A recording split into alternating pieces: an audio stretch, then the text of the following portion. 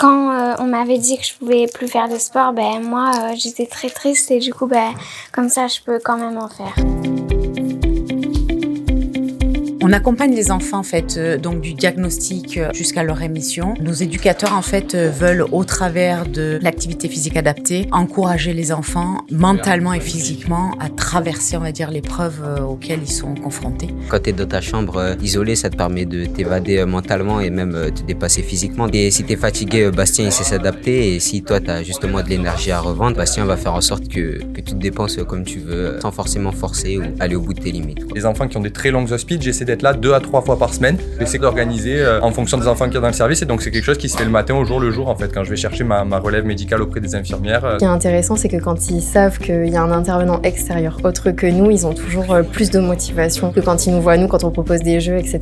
C'est un moment où on peut se libérer, on peut être en dehors du cadre de l'hôpital, tout en étant dans l'hôpital. C'est un moyen de s'évader un peu. Là, à peu près, j'ai une 60aine d'adhérents, donc par adhérent, c'est des enfants qui vont aussi faire des choses avec nous à l'extérieur de l'hôpital. On a mis en place des expéditions, que ce soit en Laponie, en Polynésie française, où on veut vraiment pousser les enfants au dépassement de soi-même. Il n'y a pas si longtemps, Alix, elle n'arrivait pas à tenir sur ses jambes la lâchaient, et là... Ce qu'on appelle les progrès, en fait, non? Ah ouais, c'est impressionnant. Elle a récupéré très vite.